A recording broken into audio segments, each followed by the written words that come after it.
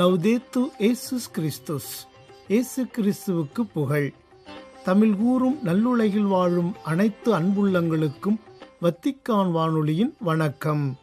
இறைவன் உங்கள் உள்ளத்தையும் இல்லத்தையும் தன் அன்பாலும் அருளாலும் அமைதியாலும் இன்றும் என்றும் நிரப்புவாராக.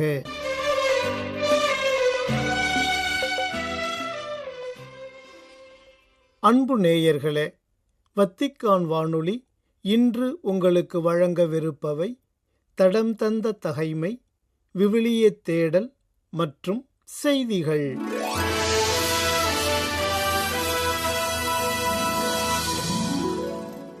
தடம் தந்த தகைமை. இரத்தமாக மாறிய எகிப்து.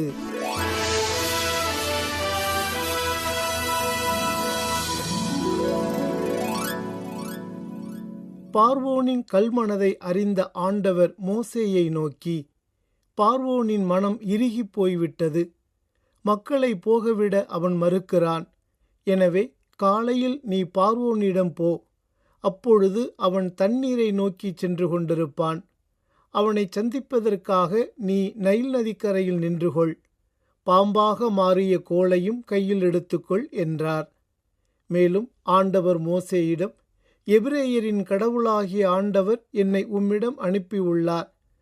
பாலை நிலத்தில் எனக்கு வழிபாடு செய்யும்படி என் மக்களை போகவிடு என்று ஆண்டவர் கூறியும் நீ இதுவரை செவிசாய்க்கவில்லை. ஆகவே கையிலுள்ள கோலால் நானே நைல் நதி நீரை அடிப்பேன், அது இரத்தமாக மாறும். நைல் நதியிலுள்ள மீன்கள் செத்துப்போக நைல் நதி நாற்றமெடுக்கும். எகிப்தியர் நைல் நதி நீரை குடிக்க முடியாமல் திணறுவர். இவற்றால் நானே ஆண்டவர் என நீ அறிந்து கொள்வாய் என்று ஆண்டவர் கூறுகிறார் என்று சொல் என்றார். மேலும் ஆண்டவர் மோசேயிடம், நீ ஆரோனை நோக்கி உனது கோலை எடு, எகிப்து நாட்டிலுள்ள ஆறுகள், கால்வாய்கள், குளங்கள், நீர்த்தேக்கங்கள் ஆகிய அனைத்து நீர்நிலைகள் மேலும் உன் கையை நீட்டு, அவை இரத்தமாக மாறும். ஆக எகிப்து நாடெங்கும் மரத்தொட்டிகளிலும் கல் தொட்டிகளிலும் இரத்தம் நிற்கும் என்று சொல் என்றார். ஆண்டவர் கட்டளையிட்டபடி மோசேயும் ஆரோனும் செய்தனர். உடனே எகிப்து நாடு முழுவதும் இரத்தமயமாக மாறியது. இதை அறிந்த எகிப்திய மந்திரவாதிகளும் தம் வித்தைகளால் இதுபோல செய்து காட்டினர். எனவே பார்வோனின் மனம் மீண்டும் கடினப்பட்டது. ஆண்டவர் கூறியிருந்தபடி அவன் அவர்களுக்கு செவிசாய்க்கவில்லை.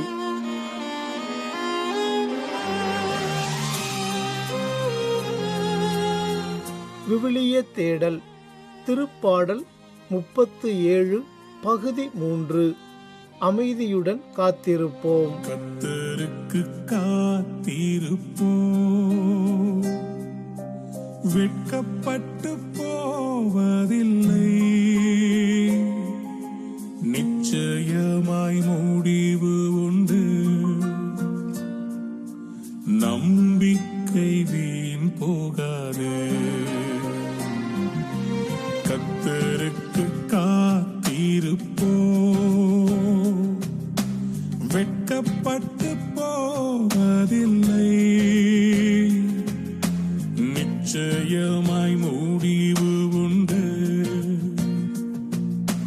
நம்பிக்கை வீண் போகாது. காத்திருப்பேன், காத்திருப்பேன். அன்பர்களே, கடந்த வார நமது விவிலிய தேடலில் ஆண்டவரையே நம்பியிருப்போம் என்ற தலைப்பில் 37வது திருப்பாடலில் 4 முதல் 6 வரை உள்ள இறைவசனங்கள் குறித்து தியானித்தோம். இவ்வாரம் அதனை தொடர்ந்து வரும் 7 முதல் 9 வரை உள்ள இறைவார்த்தைகள் குறித்து தியானிப்போம். இப்போது இறை ஒளியில் அவ்வார்த்தைகளை வாசிக்க கேட்போம். ஆண்டவர் முன் அமைதியுடன் காத்திரு, தம் வழியில் வெற்றி காண்போரையும் சூழ்ச்சிகள் செய்வோரையும் பார்த்து எரிச்சல் கொள்ளாதே, வெஞ்சினம் கொள்ளாதே, வெகுண்டெழுவதை விட்டுவிடு, எரிச்சலடையாதே, அதனால் தீமைதான் விளையும். தீமை செய்வோர் வேரறுக்கப்படுவர், ஆண்டவருக்காக காத்திருப்போரே நிலத்தை உடைமையாக்கிக் கொள்வர். ஒரு நாள் குணா என்பவர் ஆசிரமத்தில் வாழ்ந்து கொண்டிருந்த துறவி ஒருவரை சந்தித்தார். சாமி, எனக்கு வாழ்க்கையே வெறுத்து போய்விட்டது. ஏன் வாழ்கிறோம் என்றே எனக்கு தெரியவில்லை. அதனால் நான் வாழ்வை முடித்து கொள்ளலாம் என்ற முடிவுக்கு வந்துவிட்டேன் என்று விரக்தியுடன் கூறினார். நீ எதற்காக இந்த முடிவெடுத்தாய் என்று அந்த துறவி அவரிடம் வினவினார். அதற்கு அவர், என் எதிரிகள் என்னை பலவாறு துன்புறுத்துகின்றனர். எல்லாவிதமான தீமைகளையும் செய்யும் அவர்களுக்கு எல்லாமே நன்றாக நடக்கிறது. அவர்கள் உயர்ந்து கொண்டே போகிறார்கள். ஆனால் தெய்வ பயத்துடன் 4 பேருக்கு நன்மை செய்து வாழ வேண்டும் என்று நினைக்கின்ற எனக்கு மட்டுமே எல்லா துயரங்களும் வந்து சேர்கின்றன என்று புலம்பி அழுதார். மேலும், நான் வாழ்ந்துதான் ஆக வேண்டும் என்பதற்கான ஒரே ஒரு காரணத்தை நீங்கள் சொன்னால் கூட எனது முடிவை நான் மாற்றிக்கொள்ள தயாராக இருக்கிறேன் சாமி என்றும் அந்த துறவியிடம் கூறினார். அதை கேட்ட துறவி புன்முறுவல் பூத்தார். காட்டிற்குள் அற்புதமாக அமைந்திருக்கும் அவரது குடிலுக்கு அவரை அழைத்துச் சென்றார். அத்துறவியின் குடிசை மூங்கில் தோப்புக்குள் அமைந்திருந்தது. அத்தோப்பை காட்டி, இவை என்னவென்று உனக்கு தெரிகிறதா என்று கேட்டார். எல்லாம் மூங்கில் மரங்கள் சாமி என்றார் குணா. அதற்கு துறவி, இவற்றையெல்லாம் நான் தான் விதை போட்டு வளர்த்தேன் என்றார். அவர் கூறிய அனைத்தையும் குணா வியப்புடன் கேட்டுக்கொண்டிருந்தார். தொடர்ந்து பேசிய அந்த துறவி, இந்த நிலத்தை ஒரே நேரத்தில் கொத்தி விதைத்தளித்தேன். நன்றாக சூரிய ஒளி கிடைக்கும்படி செய்தேன். காலந்தவறாமல் உரமிட்டேன், களை எடுத்தேன், நீர் பாய்ச்சினேன். ஆனால் 1 வாரமாகியும் மூங்கில் விதைகள் முளைவிடவில்லை. அதற்காக நான் மனம் தளர்ந்து விடவில்லை. 2 வாரங்கள் ஆகின. மூங்கில் விதைகள் முளைவிட காணோம். அப்போதும் நான் மனம் தளர்ந்து விடவில்லை. 3 வாரங்கள் ஆயின. மூங்கில் விதைகளிலிருந்து ஓர் அசைவும் காணோம். அப்போதும் நான் தளர்ந்து விடவில்லை. 5, 6, 7 என்று வாரங்கள் ஓடிக்கொண்டே இருந்தன.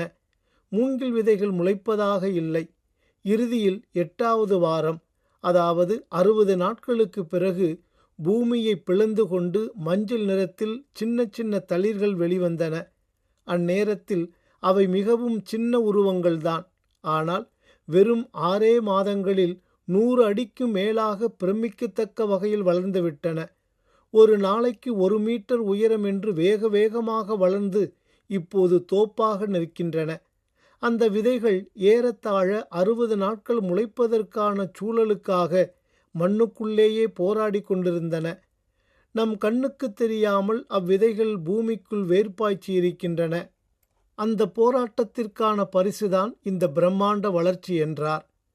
மகனே, இறைவன் யார் மீதும் சுமக்க முடியாத பாரத்தை சுமத்தி விடுவதில்லை என்பதையும், அவரவர் செய்த தீமைக்கேற்ற தண்டனை நிச்சயம் கிடைக்கச் செய்வார் என்பதையும் நீ மறந்துவிடக்கூடாது.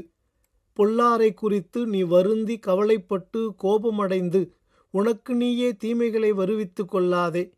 நீ கடவுளை தேடுவதிலும் அமைதியான உள்ளத்துடன் வாழ்வதிலும் நன்மை செய்வதிலும் உறுதியாயிரு.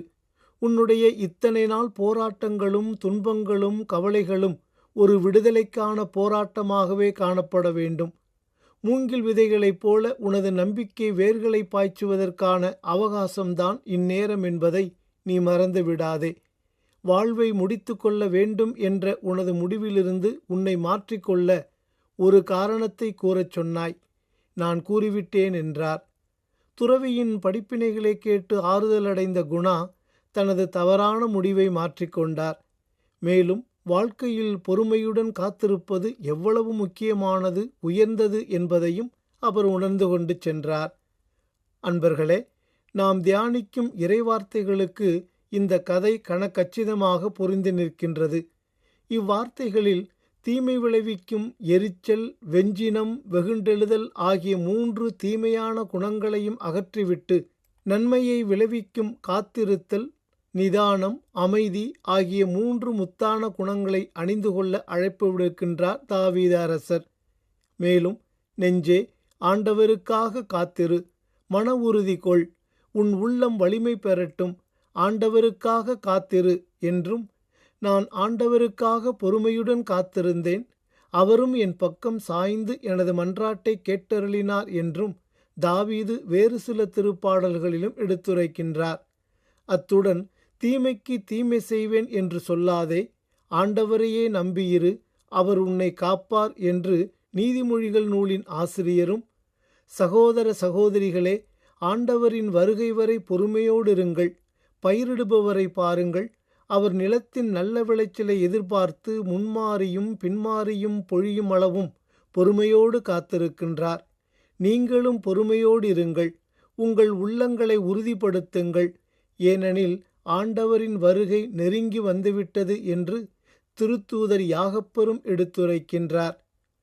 நிறைவுடைமை நீங்காமை வேண்டின் பொறைவுடைமை போற்றி ஒழுகப்படும் என்ற குறளில் நிறைவுடையவராக இருக்கும் தன்மை தன்னை விட்டு நீங்காமல் இருக்க வேண்டுமென்றால் அவர் பொறுமையை போற்றி ஒழுக வேண்டும் என்கிறார் வள்ளுவர் பெருந்தகை. அமெரிக்க அதிபர்களிலேயே அதிகம் தோல்விகளை சந்தித்து பொறுமையோடு காத்திருந்து வெற்றியின் சிகரத்தை எட்டியவர் ஆபிரகாம் லிங்கன் மட்டும்தான். வாழ்வில் எல்லாவிதமான துன்பத் துயரங்களையும் அனுபவித்தவர் அவர். விறகு வெட்டி, படகோட்டி, பலசரக்கு கடை ஊழியர், வக்கீல் என பல வேலைகளை பார்த்துவிட்டு அமெரிக்க அரசு தலைவராக உயர்ந்தவர். எதிரிகள் ஏற்படுத்திய அனைத்து தடைகளையும் தாண்டி உயரம் தொட்ட லிங்கனின் வாழ்க்கை வரலாறு நாம் எல்லோரும் படிக்க வேண்டிய பாடம். 1860ஆம் ஆண்டு அமெரிக்காவில் நடந்த அதிபர் தேர்தலில் ஆபிரகாம் லிங்கனின் அரசியல் கட்சியான குடியரசுக் கட்சி வெற்றி பெற்று ஐக்கிய அமெரிக்க நாடுகளின் அதிபராக ஆபிரகாம் லிங்கன் தேர்வு செய்யப்பட்டார். அப்போது ஐக்கிய அமெரிக்காவின் தென் மாநிலங்களில் அடிமை முறையை ஆதரித்த சக்திகள் அடிமை முறையை எதிர்த்து போராடி வந்த குடியரசுக் கட்சி பெரும்பான்மை பலத்துடன் வெற்றி பெற்றதை விரும்பவில்லை. அடிமைகளை வைத்திருப்போரின் உரிமைகளுக்கு ஏற்பட்ட அச்சுறுத்தலாகவே அவர்கள் அதை கருதினார்கள். அடிமைத்தனத்தை தொடக்கத்திலிருந்தே எதிர்த்து வந்த ஆபிரகாம் லிங்கன் ஐக்கிய அமெரிக்காவின் அதிபரானதும் தான் கூறியபடி அடிமைத்தனத்தை ஒழிக்க துணிச்சலாக நடவடிக்கை எடுத்தார். இந்த அடிமைத்தனத்திலிருந்து நம்மை யாராவது காப்பாற்ற மாட்டார்களா என காலங்காலமாய் ஏங்கி காத்திருந்த அம்மக்களின் கனவை நனவாக்கியவர் ஆபிரகாம் லிங்கன். ஆகவே இத்தேர்தல் பொறுமையுடன் காத்திருந்த லிங்கனுக்கும் அடிமைத்தலையில் சிக்கொண்டிருந்த கருப்பின மக்களுக்கும் வெற்றியை தந்தது. தீமை செய்வோர் வேறறுக்கப்படுவர், ஆண்டவருக்காக காத்திருப்போரே நிலத்தை உடைமையாக்கிக் கொள்வர் என்று தாவீது கூறுகின்றார். உலக வரலாற்றை புரட்டி பார்த்தாலும் இறுதியில் தீயோர் வீழ்ந்த கதையைத்தான் பார்க்கின்றோம். ஆகவே பொறுத்தவர் பூமியாழ்வார் என்று நம் முன்னோர்கள் கூறியுள்ளதை போன்று நாமும் ஆண்டவர் முன் அமைதியுடனும் பொறுமையுடனும் காத்திருப்போம். அப்போது ஆண்டவர் நமக்கு தருவதை உரிமையாக்கிக் கொள்ள முடியும். இவ்வருளுக்காக இறைவனிடம் இந்நாளில் மன்றாடுவோம். விடுதலை காணும் வரை முழங்காலில் காத்திருப்பே, என் விடியலை காணும் வரை முழங்காலில் காத்திருப்பே. பலப்படுவேன், எழும்பிடுவேன், கழுகை போல உயர பறந்திடுவேன். பலப்படுவேன், எழும்பிடுவேன், கழுகை போல உயர பறந்திடுவேன். காத்திருப்பேன், காத்திருப்பேன், அற்புதங்கள் பேரும் வரை காத்திருப்பேன், காத்திருப்பேன். அமைதியுடன் காத்திருப்போம் என்ற தலைப்பில் இன்றைய விவிலிய தேடல் நிகழ்ச்சியை உங்களுக்கு வழங்கியது வத்திக்கான் வானொலி.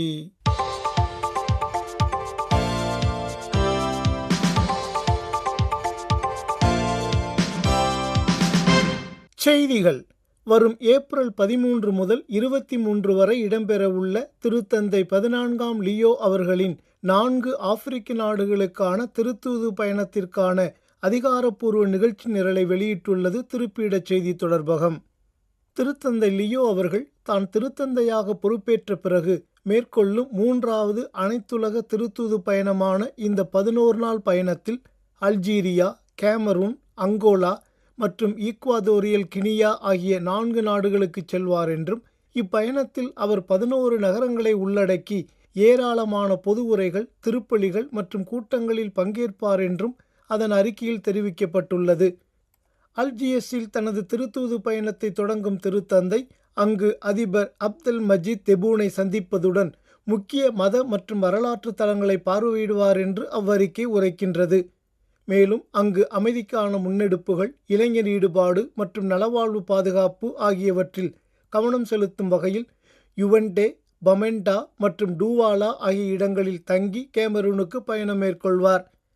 அடுத்து அங்கோலாவிற்கு பயணம் மேற்கொள்ளும் திருத்தந்தை லியோ அவர்கள் அதிபர் ஜோவோ லொரென்சோவை சந்திப்பார் என்றும், கிளம்பாவில் திருப்பலி நிறைவேற்றி முக்சிமாவில் உள்ள புனித மரியன்னை திருத்தலத்தை பார்வையிடுவார் என்றும் கூறியுள்ளது அதன் அறிக்கை.